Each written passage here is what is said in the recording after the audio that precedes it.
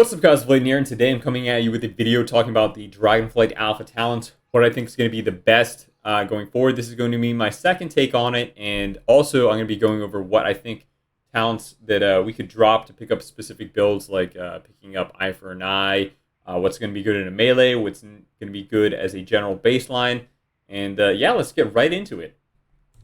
Alright, so the first build that we're going to get into is the build where I think this is going to be what I'm going to run at max level if nothing changed with these talents. I'll start with the Paladin tree right here. We're going to pick up Hammer of Wrath, Blessing of Freedom, Devotion Aura, Retribution Aura, Crusader Aura. Actually, these come in packages, so this is also Concentration Aura. We get Blinding Light, which is an awesome talent that I've been messing around with a lot on the Dragonflight Alpha. I'm very glad it's back. We're going to pick up Steed and get Double Steed. Now, one thing to note is Divine Steed is actually going to be a 45-second cooldown again, which is pretty good considering that I was, a little scared that they were going to bring it back to 1 minute. Next up, we're going to pick up Fist of Justice, Seal of Alacrity for the haste, and another gem, which I have started to really enjoy, is Seal of the Templar, which is adding 3 yards of range to our Hammer of Justice, Crusader Strike, and Templar's Verdict. We're going to pick Rebuke, the Holy Power damage increases, and a little bit of speed. We're going to pick Wings, Blessing of Sacrifice, Judgment, well, actually both Judgments right here, Divine Purpose, Blessing of Protection, and Recompense. Now, it's worth noting that you don't actually need to get Blessing of Sacrifice and Recompense if you're doing duels. Duels, outdoor world PvP content, in which case you could probably add those talents to whatever you feel is necessary. You could grab some crit and a judge heal, although Judgment of Light is very undertuned at the moment. You could pick up more duration on your steed, which might be nice for duels or open world PvP. Else, you can just pick them up, hold on to them, and keep moving down in the tree. We're going to grab Blessing of Protection, Avenging Wrath, Blessing of Spell Warding, Unbreakable Spirit, and Sanctified Wrath. Now, after this, we're able to go into the other trees over here, and the last few points after picking up Mad Paragon are going to be kind of up to you. I chose Seal of Might, so I went down here, grabbed Touch of Light, which is also very undertuned. I'm actually not even quite sure that Touch of Light is functioning on the alpha right now. I have not been able to proc a damage instance called Touch of Light in my combat log, so we'll go ahead and test that more. Seal of the Crusader, increasing your damage by 15% randomly for 5 seconds for holy damage. That's really cool. That's awesome. Mad Paragon, extending the duration of Hammer of Wrath and Judgment when you press Hammer of Wrath and Judgment on wings by 0.5 seconds and increasing their damage by 10%. Sounds good to me. And then after that, you have the options of putting your last point in Seal of Might, or in another case where, say, maybe you don't think you need Spell Warding, and you might not want to reduce cooldown on Bop, you could do all 3 into Seal of Might for Burst, but it's going to be up to you. I feel like either having Spell Warding or the option of Improved Blessing of Might is going to be more beneficial than 12% mastery on your Seal of Might, but again, this will take some playtesting, especially because Seal of Might is not yet implemented on the Dragonflight Alpha.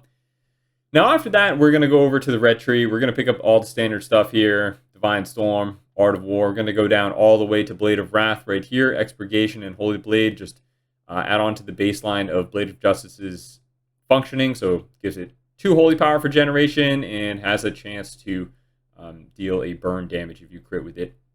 Next, we're going to pick up Timely Judgment, improve Crusader Strike, more baseline things. So your baseline cooldown on Judgment will be, I believe, 11 seconds instead of 12. We're going to pick up High Lord's Judgment, increasing Judgment's damage. Righteous Verdict, increasing your next Templar's Verdict damage. And then go down over here. We're going to grab Shield of Vengeance, Wake of Ashes, and Zeal. Now, these talents are pretty straightforward so far. I have, I'm not entirely sure if it's better to grab maybe, some crit or some Swift Crusader, some of the haste, but I figured since I'm running Ashes to Dust and Ashes to Ashes in this build, we still want our auto attacking as fast as possible, and we will pick up some baseline haste with Relentless Inquisitor a little bit later down the tree, so that's why I'm going with Zeal right here.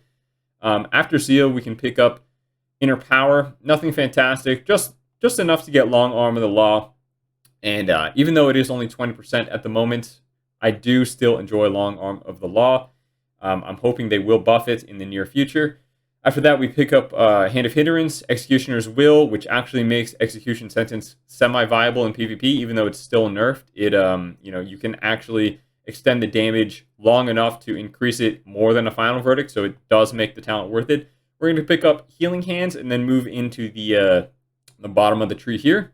Now we're going to snag Virtuous Command, Ashes to Ashes, and Final Reckoning. And this will be the first tier I pick up at the moment.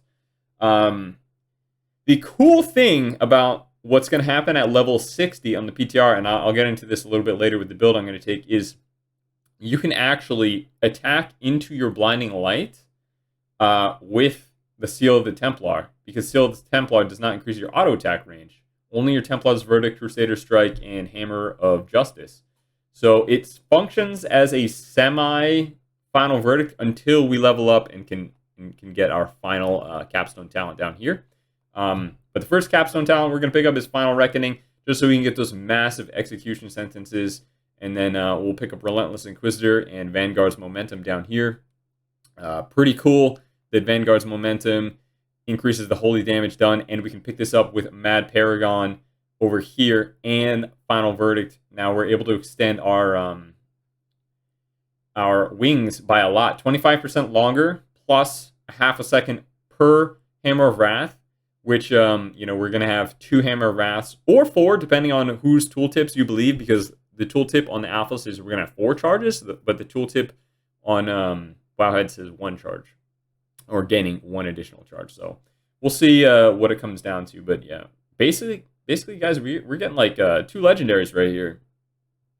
Mad Paragon, Vanguard's Momentum. Oh, 3, I'm sorry, and Final Verdict. So it's going to be really cool to play with all these going forward into the Dragonflight Alpha. All right, let's get into the next build. So the next build that we have here, I swapped up a few things based on how we would achieve running the defensive cooldown Eye for an Eye. Now, Eye for an Eye is our physical damage reduction, and I wasn't quite sure what I would give up for it, but I decided to go with this build as a baseline for maybe fighting into melee cleaves or pure physical damage dealers. So the few things that I change up on this tree here is we swap to Improved Blessing of Protection instead of Spell Warding.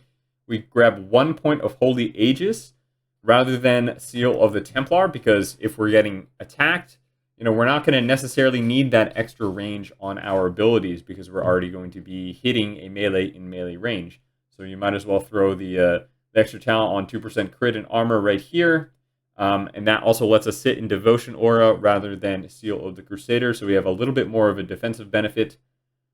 Following down into the ret tree here, the talents that we're going to opt out of are Inner Power and Long Arm of the Law, mostly because, Inner Power is definitely a talent that you can sacrifice. It's nothing fantastic. And Long Arm of the Law, even though it might be nice into melee, there's not much that we can necessarily give up in order to reach Eye for an Eye without sacrificing something from this tree or sacrificing something even more important up here. So I dropped Long Arm of the Law and Inner Power for Empyrean Power, so we're going to be cleaving more with Divine Storm and Eye for an Eye, giving us the physical damage reduction into warriors, monks, hunters, pharaohs, you name it. But other than that, not too much changed from these builds here. I will go over the final talent build that I'll be running for the most part in PvP on the Dragonflight Alpha while we are not level capped. All right, lastly, I'm going to show what the talent tree is going to look like when you are level 60. The Dragonflight pre-patch comes out, and obviously things are subject to change, but this is just what I'm going to be going on the Dragonflight Alpha for the moment. So being level 60, we miss out on 5 ret tree points and 5 paladin tree points. And what I think the best baselines to go for here are most likely Final Reckoning with Ashes to Ashes and Virtuous Command. And your last 5 points on the red tree would go Relentless Inquisitor, Vanguard's Momentum, and Final Verdict. But that's going to be up to you what you want to use as your capstone talent down here. For the other side, however, I do think Sanctified Wrath is overall better than picking up Mad Paragon first, mostly because we need to get down to the the rank 2 of Avenging Wrath, and also picking up Spell Bop and reduce cooldown on Bubble is really nice.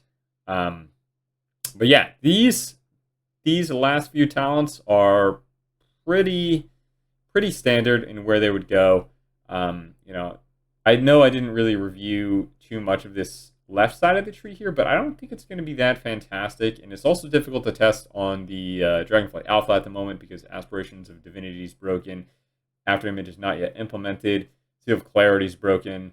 Dusk and Dawn actually does work, but I'm not quite sure that Seal of Order works. So yeah, a lot of testing to be done on this side of the tree. However, I do think even if all of this was working as intended, that I would still probably be going with Mad Paragon and Sanctified Wrath with Final Reckoning and Final Verdict. There's just so much synergy between these trees together, and I absolutely love it.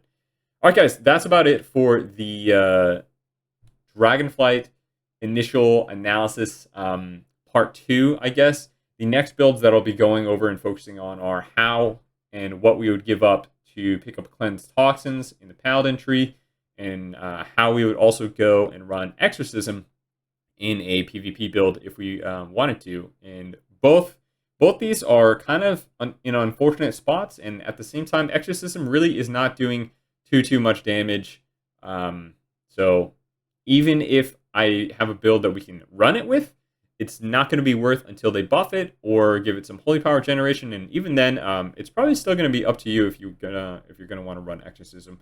I always think what they could do with Exorcism, if they wanted to keep it in the game, keep the animation, keep the sound. I know people love that. I personally love it. Is they could just have Exorcism and give it the effect of Vanquisher Hammer.